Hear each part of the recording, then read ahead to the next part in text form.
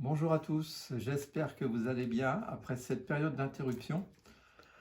Merci pour tous vos messages d'encouragement, j'essaye d'en tenir compte, merci pour tous vos conseils.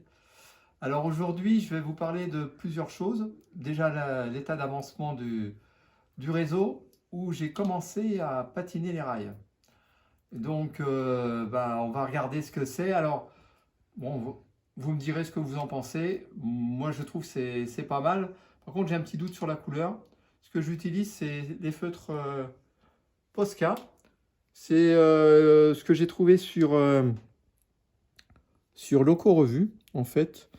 Il y avait comment construire un réseau en 21 jours, je crois. Et donc, voilà, je me suis inspiré de cette méthode-là. Donc, j'ai commencé à patiner les rails. Alors, j'y vais petit à petit pendant que les trains tournent sur les autres voies. Et là, par exemple, voilà, j'ai fait le petit faisceau ici. J'ai patiné, voilà. Et là, je suis en train de patiner, voilà, les petites voies ici. J'ai fait aussi la coopérative agricole. Alors, selon l'éclairage, ça rend pas de la même façon, ça rend pas de la même manière. Donc voilà. Là, on a l'impression que c'est un peu plus terne. Et puis j'ai patiné aussi le faisceau ici. Voilà, sur lesquels. Alors je patine et après je nettoie. Alors je nettoie pas avec la gomme Rocco. Je nettoie donc avec de l'essence F ou de l'eau ou de l'eau écarlate et après au chiffon sec. Et puis j'ai fait aussi les trois premières voies du triage. Il m'en reste deux à faire. Voilà, donc ouais, c'est assez long. Mais bon, pendant que les trains tournent, voilà, je m'occupe comme ça. Voilà, ensuite, alors je vais vous parler de ma bébé 13000 jouet Hornby qui a un an, elle est là. Et alors, je voulais nettoyer les essieux parce que, en fait, je sais pas si s'il y a le même phénomène chez vous. Moi, à chaque fois que j'achète du matériel neuf, eh ben, j'ai l'impression que les roues ne sont pas très propres. Et en fait, la circulation n'est pas fluide. Donc, elle est digital son. Et donc, je me suis servi d'un tuto parce que, en fait, dans la notice, enfin, il n'y a pas de notice jouef pour démonter les essieux.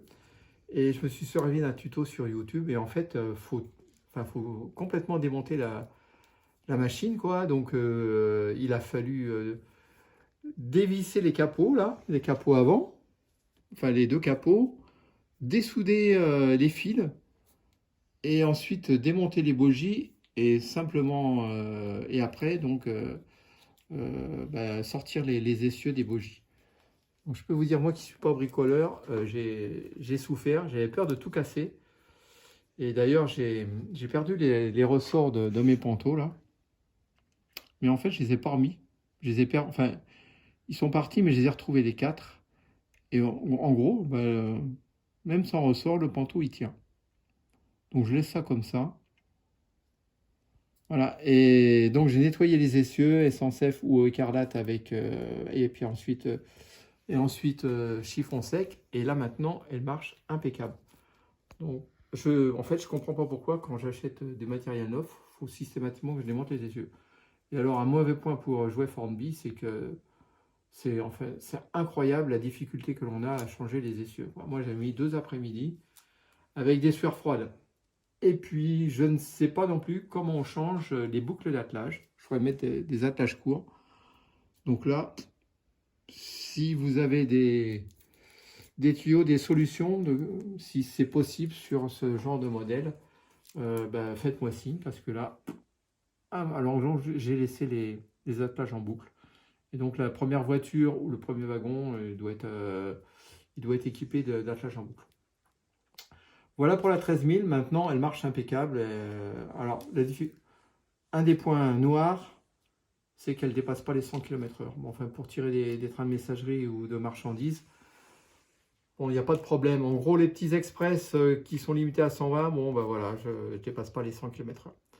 Voilà, maintenant, je vais vous parler de documents, de roulement de machine et de roulement de personnel, dont je tire quelques enseignements.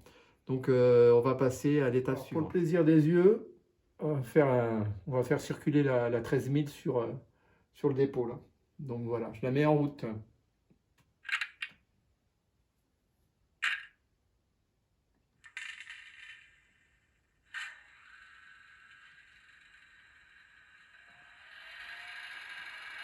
Et donc là voilà, le roulement en fait est super doux.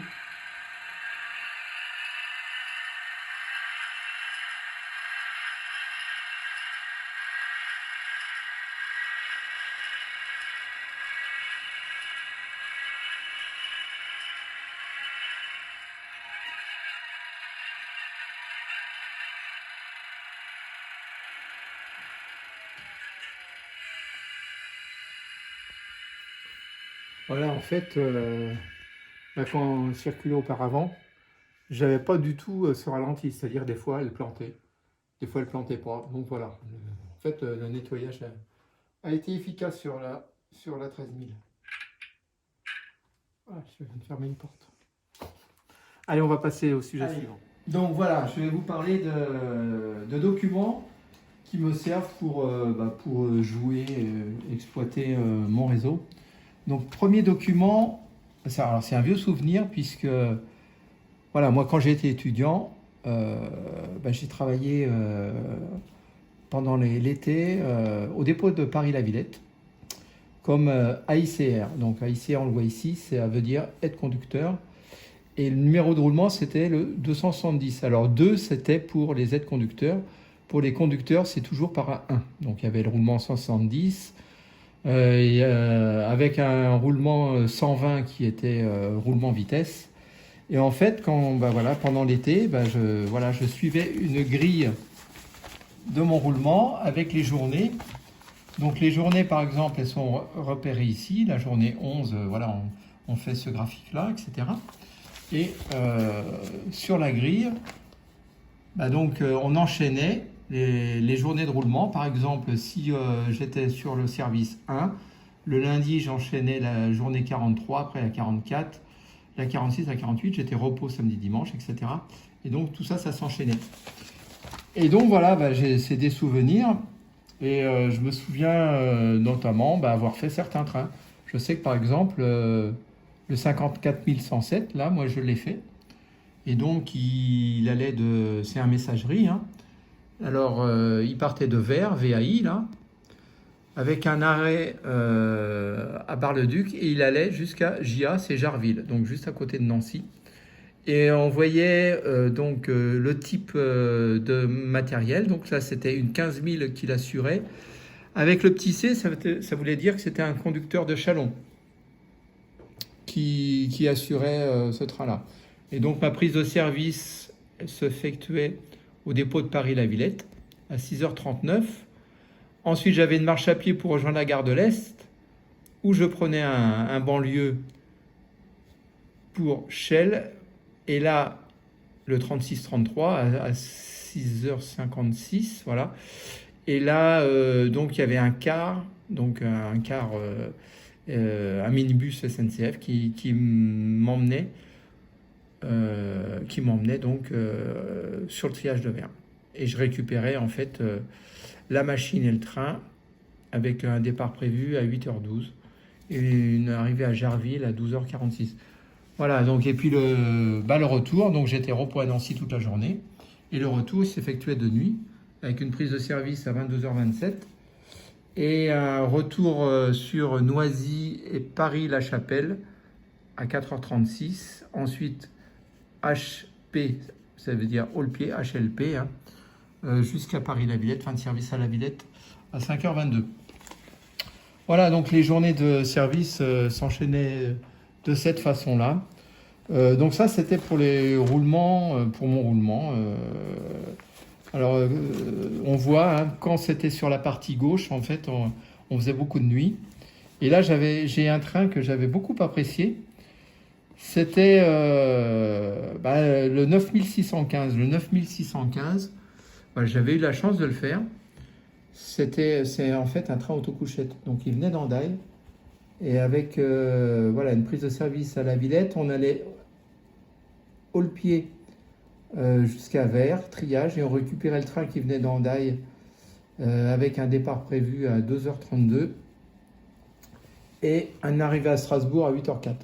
Et là, franchement, c'était vraiment génial. C'est un train limité à 140. Bon, on tenait l'heure en roulant à 110, 115. Et on était passé par Metz à ce moment-là. Et le retour aussi avec un train autocouchette, c'était le retour pour Hendaye en fait. Et donc l'aller, je l'avais fait en 15 000. Et le retour, je l'avais fait avec une 16 500, surnommée la danseuse. Voilà, 9 644, donc de nuit bien sûr. Voilà pour les roulements de personnel. Maintenant, on va passer au roulement de machine, mais là, ça va faire l'objet d'un épisode complémentaire. Pour les roulements de personnel, donc, on